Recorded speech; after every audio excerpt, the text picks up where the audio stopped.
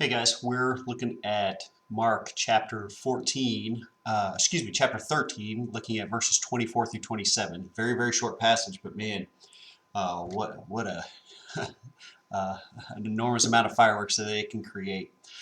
There's a story that goes like this. It was told about 20 years ago.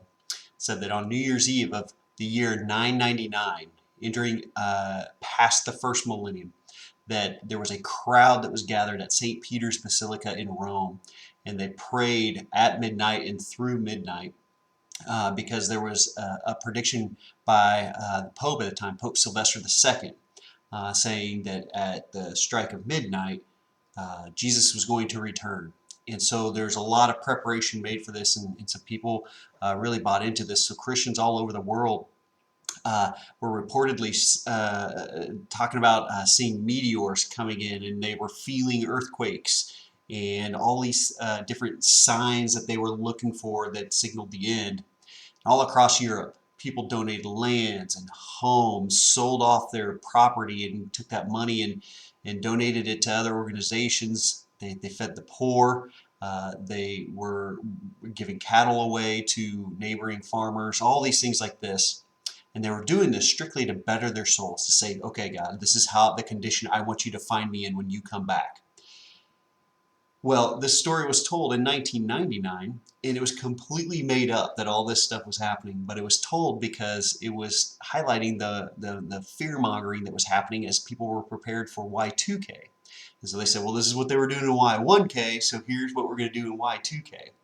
Now, throughout my lifetime, it has been one of the most popular things to do in Christian circles is to try to guess when the second coming of Jesus is going to happen. Matter of fact, since the church began, there have been no fewer than 51 public predictions of the date of when this is come, that religious figures stood up there and said, this is when Jesus is coming. You can look at all this.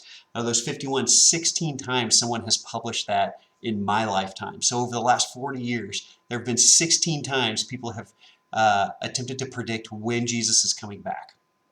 As you read this passage in Mark chapter 13, I want you to stop predicting when Jesus is coming. No one knows. Anybody who makes a claim on when Jesus is coming are wrong. You need to know that. That is borderline false prophecy, false teaching.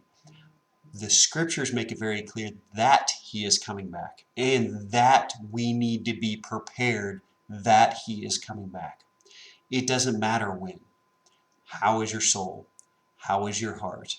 Do you look forward to the day that Jesus comes back? Is that something that your soul longs for?